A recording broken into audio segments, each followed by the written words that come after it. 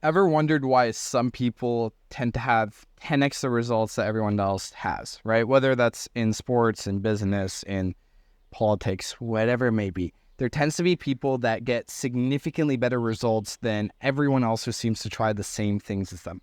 And today, we're really going to be covering how you're able to reset your expectations of what it really takes to win so you're able to get these types of results as well. Also, how we're able to trick our brain into enjoying the inputs, enjoying the process, enjoying what people call the journey to being able to get to our end destination. And lastly, we're going to be covering the dangers of misjudging the required input to being able to get the results that you're looking for. Now, before I give you all the sauce on how to become a top 1% individual here, I thought I'd let you know who I am. My name is Ahmed Mustafa. I grew up on government aid and now run a multiple 7-figure-a-year online coaching company. And you don't have to believe me. I can just pull up on screen our PayPal right now because I think it's super important to just be on the same page and transparent with people. So last 30 days here, we did $160,000 in cash collected. This is Canadian. And so this is on our one payment processor. We have other payment processors as well, which got us closer to $200,000 Canadian collected for the month. So in this video, I'm just going to be dropping all the sauce on the mental shifts I had to have to be able to run a company like this. Really, let's just start off with what I mean by all of this. Most people have no fucking clue what it actually takes to win in whatever thing that they're trying, right? That they generally think that they're doing a lot, that they're putting in the effort, they're doing all the input that's required to be able to get the results that they're looking for. In reality, they're not even scratching the nipple of the surface of the iceberg to being able to get the results that they're actually looking for. So I'll give you an example. With the gym, right? A lot of people go into the gym, including myself. When I first started working out, I went in, I thought I was working hard, I was pushing my weights and I was slowly progressing. And I was like, yeah, I'm doing everything I can and I'm eating healthy. Awesome. Why aren't I getting results? It wasn't until I hired my personal trainer who came in, watched me work out, saw what my diet was, that he looked at me and laughed and said, well, no shit, you're not getting results. You're not even doing half of the work that you're supposed to be doing, which was kind of crazy because in my head, I thought I was pushing myself really hard. Now, when I ended up hiring him and working out with him and eating the food that he told me to eat, I realized that I wasn't even remotely close to pushing myself as hard as was required to getting the results I wanted. And within an 8-month period, I gained 25 pounds of relatively lean muscle, which was more than I ever got in years of working out on my own. And so really that opened and shifted my perspective on making sure that whatever field that you're getting into, you're not just assuming the required input that you're doing is good enough, because that's completely subjective, right? Whether you're playing a sport or again, you're in business or whatever it may be, you might think that you're doing a lot of work, but in reality, the people who are actually getting the results that you're looking for are doing significantly more. So here's another example. When we went to run ads the first time, we had I think 5 different creatives that we were going to test out, and we're like, great, we put a bunch of work into it, we're good to go. And we talked to our friend who was running a law marketing agency, and he laughed. Again, same reaction, he laughed. We found out that we were doing five ads, and he said that he tests out 30 to 50 ads per day, keeps the winners of those ads on, and then he's able to test on more ads every single week to making sure that he's always cycling in new winners that are going to do better than his previous ads and killing the ones that are least effective. Now, this is obviously very different than what we originally assumed with our 5 or 6 creatives. I don't even remember how much it was at this point in time, but way lower. I think it was like 10% of what he was doing at the time. And that, again, shifted our mentality of, oh, what we thought was a lot actually isn't even close. And I'm sure there's points in your life and parts of your life that you don't really recognize as it's happening, but right now you could take a second to reflect on where you thought or you're thinking that you're currently doing a lot. You're putting in the work, you're watching the YouTube videos, starting your own business, you're doing the morning walks, you're trying with your spouse, right? You're having tougher conversations, right? But reality, the only thing that's different between you and the person who's getting the results that you're looking for is just the inputs that they're putting in, right? And so if you can just figure out the inputs that they are putting in, it'll reset your expectations of what inputs you need to be putting in to be able to get the same results. So I'll give you another example of this, right? I came to Egypt about a week and a half ago. I met a guy through the buddy of mine that I'm staying with here. We ended up becoming friends, great guy, but he was running or is running a social media marketing agency for solar companies in Canada. Now, when I first met him, we were talking business. He was telling me about his agency and he was telling me how he wanted to swap into the plastic surgery space, S&P space. And when I asked him why, he was like, well, solar is completely fucked, right? Solar marketing agencies does not work anymore. The only agencies that do well are the ones that pre-sell deals for these solar companies. Therefore, the market's fucked. It's not going to work for me. I need to switch niches. Now, he's been in the same niche. He's been in solar for the last 8 months, and he's only gotten one client during that entire time. So when I probed a little bit deeper, I found out that he was using the exact same scripts that he was using 8 months ago. He's been doing the exact same type of fulfillment. He's asked no marketing agencies what they're doing to actually succeed. He's talked to no solar companies figuring out their actual issues. In reality, he just had a really shitty offer and a horrible outreach script, right? And so no wonder he's not getting results. Now, he thought that it was the market's issue, that solar marketing agencies just don't work anymore. In reality, that's not the case. And 99% of the time, it's not the case. If other people are getting results in the thing that you're looking for and you're not, it means you're the problem, not the market, not the field that you're in. You are the fucking problem. And so he was doing the exact same thing over and over again, the exact same DM script, the same exact cold outreach script, literally the exact same thing for the last 8 months, getting no different results, which is literally the definition of insanity. It's doing the same thing over and over again and expecting a different outcome. He's not insane though, right? This is very normal. I've been very guilty of this. You've been guilty of this as well, which is we do certain tasks, certain inputs again and again and again and again, and we think that there's going to be a different result. In reality, we need to be able to reflect upon if the input that we're putting in is the correct input and if it's also the right amount of input. Those two things are crucial to actually get the success that we're looking for. Because we assume when something is not going our way, it's not our fault, right? We assume it's because of some sort of external factor, right? That could be genetics, politics, the market right now, COVID, whatever it may be. It's always someone else's problem. It's never our issue. It's never our problem. It can't be us, right? Because we're putting in the work, or so we think. And that's why it's very important to understand, again, the right inputs that are required to getting the outputs that we're looking for, and not just the type of input, but the amount of input. So for example, right, a lot of people think that it is incredibly difficult to be able to find the right partner. It's almost nearly impossible. Everybody has lost hope of finding the right partner for them. They're going to stay single forever, Sigma male, whatever fucking bullshit that we're seeing online. There's no great guys, there's no great girls. Now, in reality, that's not the fucking case, right?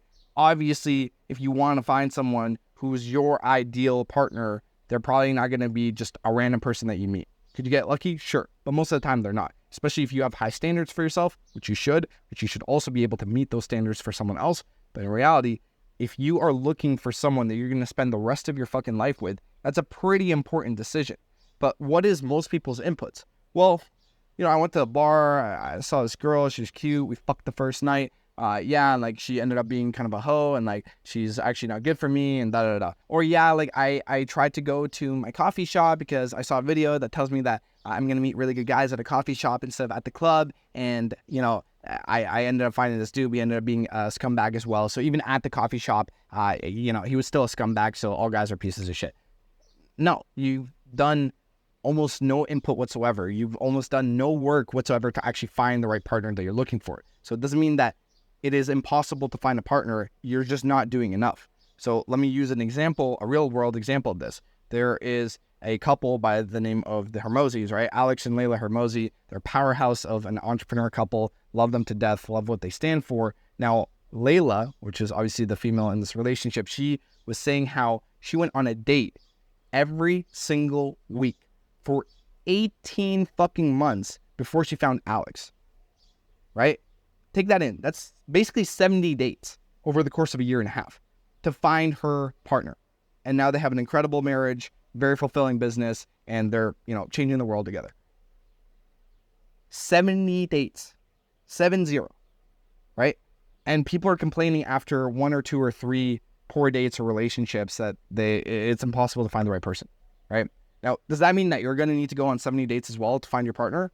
Probably not, right? Or maybe you do. Maybe you have to do more than that. Who fucking cares? The whole idea is you have to reset your understanding and your expectations of, again, what you're going to have to do to get to the goals that you're looking for. Because more often than not, most people are just not doing enough. They're just not doing enough, and they think they're doing a lot. But in reality, they haven't reset their standards. They don't understand. They don't have a pacer in front of them who can tell them if they're going at the right pace. So let's use another example of this. There is a book by David Goggins, his second book, which is Never Finished, I believe is the name of the book. Incredible book. But he talks about when he was doing his ultra marathons, which are incredibly long distances, he has pacers with him at different parts of the marathon. These pacers, what they do is they'll run alongside David to not only just give him encouragement, but in reality, just make sure that he's running at the same pace that they're running at, to make sure that he's not overexerting himself or underexerting himself during the race. And so the same thing is required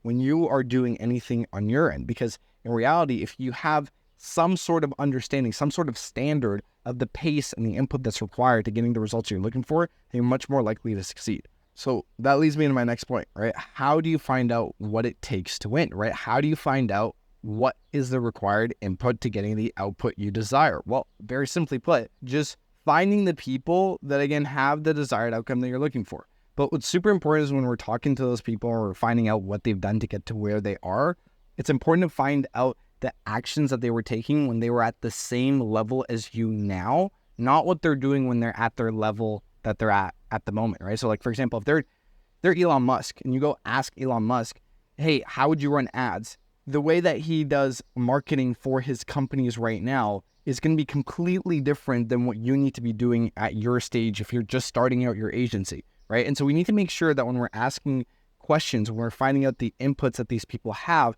we're doing so with the understanding that we need to figure out what they did to get there, not what they're doing right now. So if you have the opportunity to talk to someone who is ahead of you in whatever field it is that you're trying to succeed in, we need to make sure is that you're avoiding this crucial mistake that most people make, which is they'll ask a super shallow, close-ended question.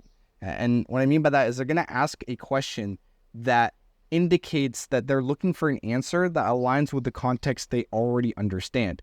And so this is a really poor way of going about asking these questions to people that are ahead of you, because it's going to give you a relatively shallow answer back. It's going to be not as effective as if you approached it in a different situation. So if I can paint a picture right now for you, imagine there is a fork in the road, right? You're driving on a straight road. There's a fork, there's a left and right side, and you're trying to get to the road on the other side as fast as possible. Well, you might choose right, you might choose left. But imagine there's someone who lives in that area, has seen the fork a million times, and they know something that you don't know.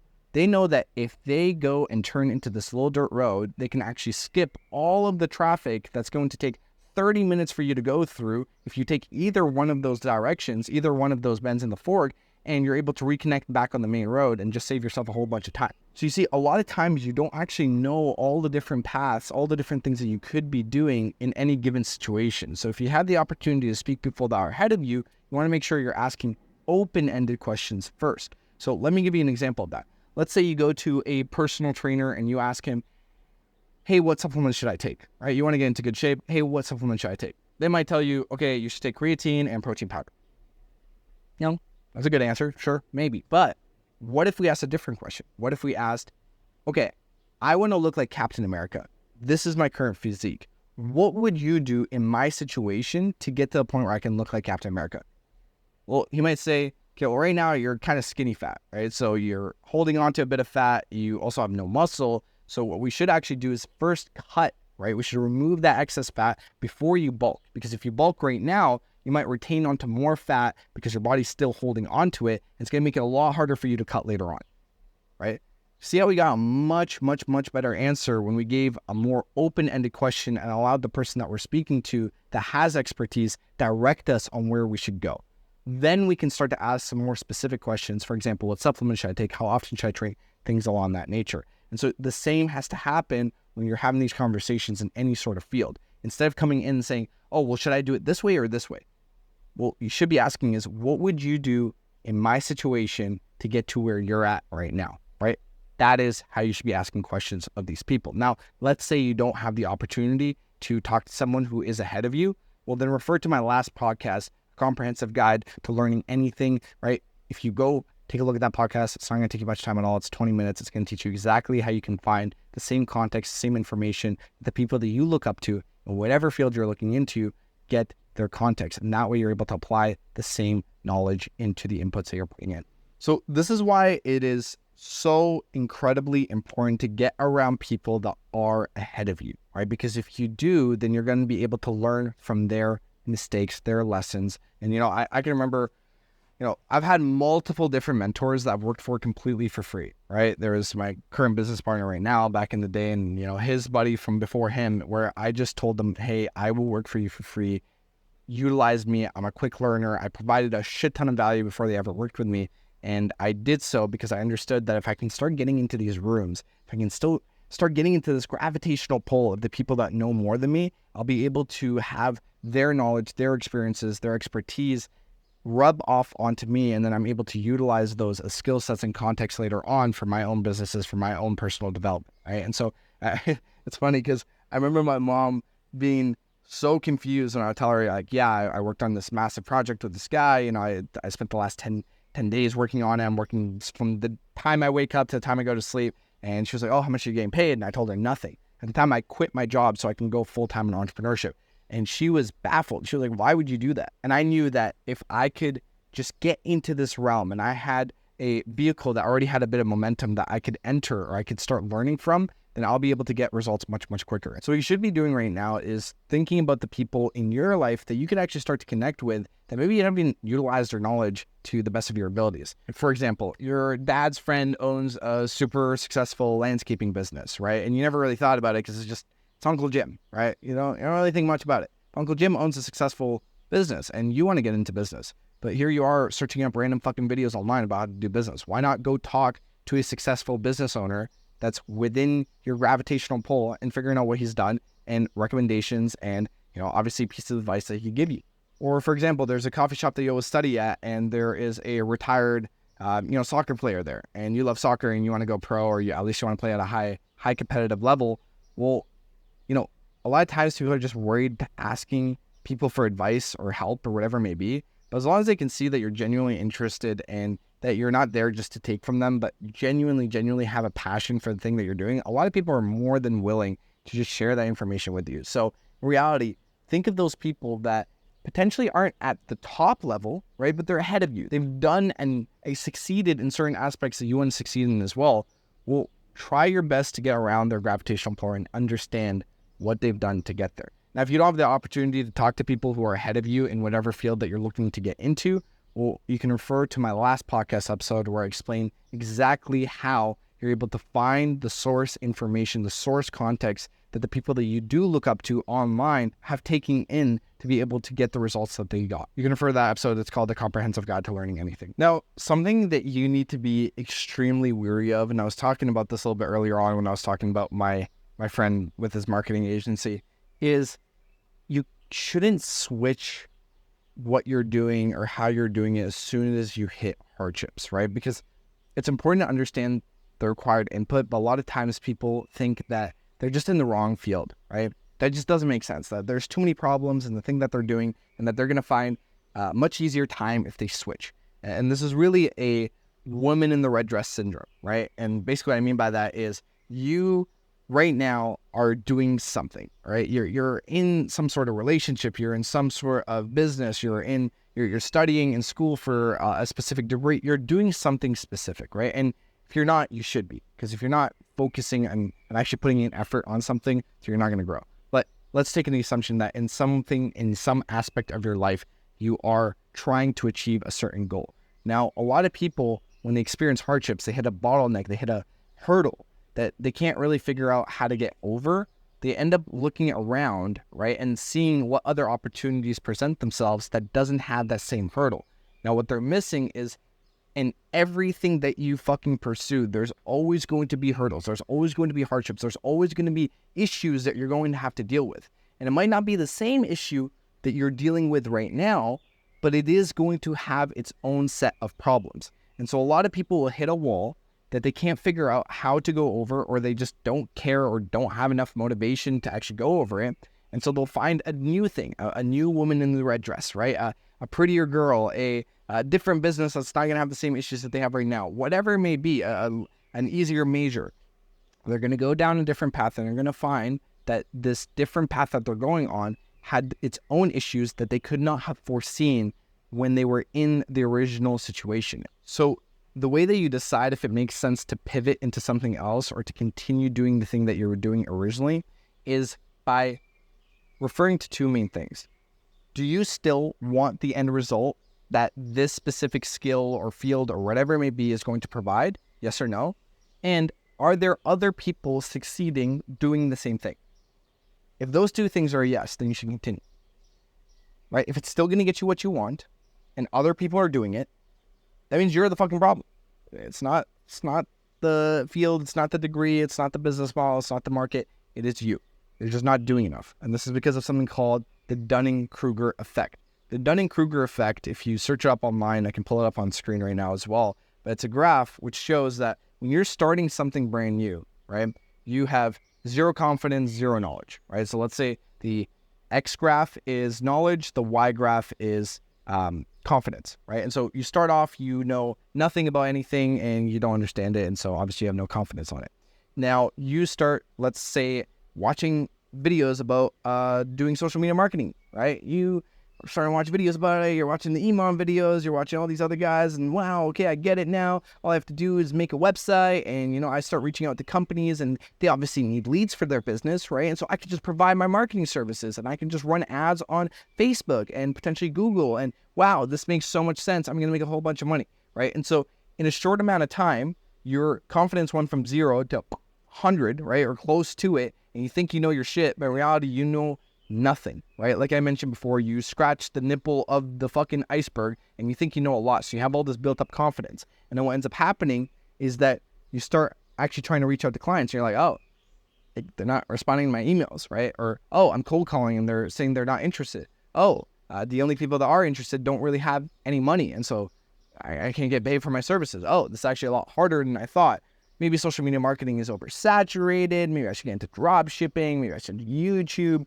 But in reality, you just haven't done enough. You haven't been in the business long enough, right? So you end up falling off. Again, you start thinking it's the issue of the market, not you. And so you start losing motivation. You end up doing less input, which gets you less results. It's spiral to the bottom until you burn out and crash and switch models. Now, what you need to remember is that we get paid based on the value that we provide in the market. And the value that we provide in the market is based on the depth of knowledge that we have. And so the longer that you're within a certain field, the more iterations that you've tried, the deeper the knowledge that you have within that field is, the more you get paid and the more success that you have. Because we are paid not based on how hard we work, but based on the problems that we are able to solve. And the bigger the problems, the less people that know how to solve that problem because of the Dunning-Kruger effect, right? Because they fall off before they have the know-how, the knowledge to be able to solve those problems. Here's a mentality shift that you need to have that is going to be absolutely crucial if you want to succeed at anything, which is when you find yourself hitting a hardship in that new business, in that new relationship, in that new degree, and whatever it may be, when you find yourself facing hardships, instead of getting frustrated and angry and scared, right? What you could be doing is flipping that switch and getting really excited. Because whenever I face an issue, and this is a muscle that I'm continuously developing, I haven't done it perfectly, but what I've tried to continuously do is whenever I face a new hardship, a challenge that I can't crack right away, that doesn't come naturally, that isn't easy for me, I get really, really fucking excited.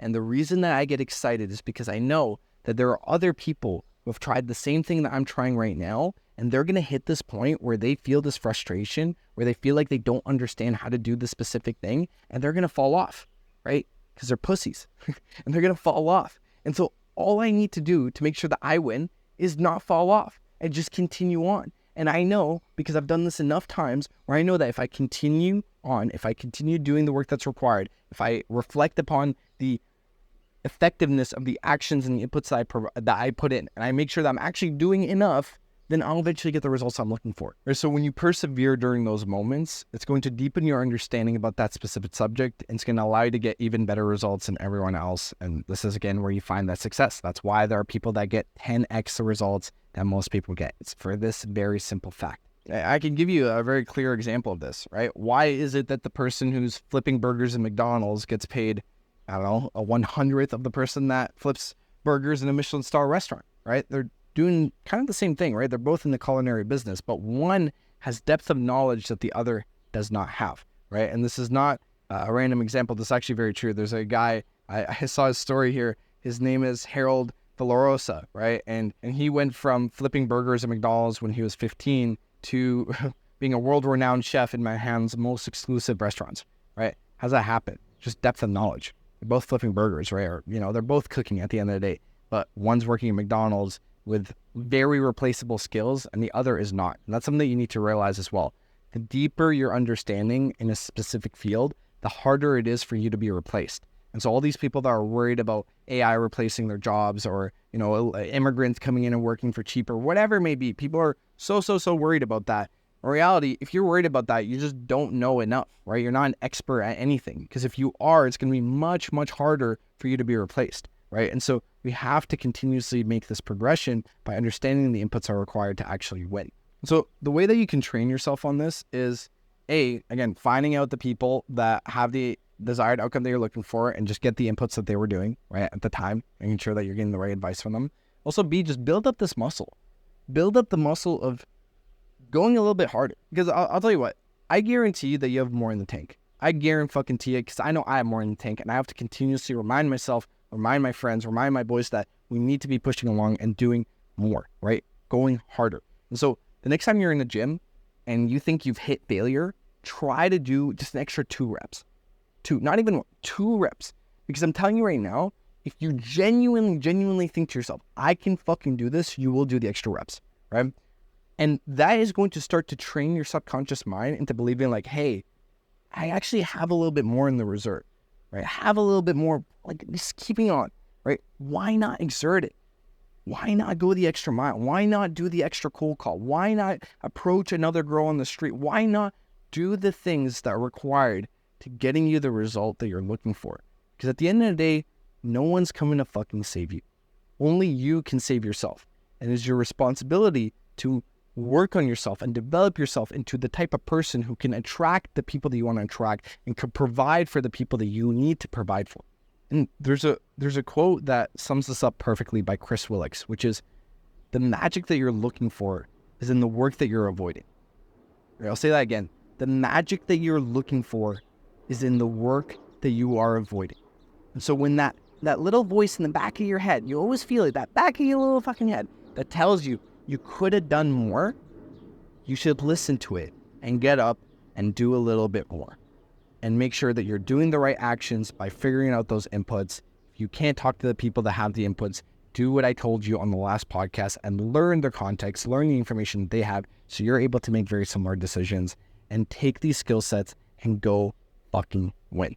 If you guys like this podcast, please let me know down in Spotify. It really does mean the world to me if you leave me a review and just follow the podcast for more episodes in the future. If you want to connect with me, reach out to me on Instagram. Right now, my handle is the Ahmed Mustafa, but if I ever change that, it'll be in the description of this episode here. Thanks again. Hope you guys enjoyed. Talk next week. Bye-bye.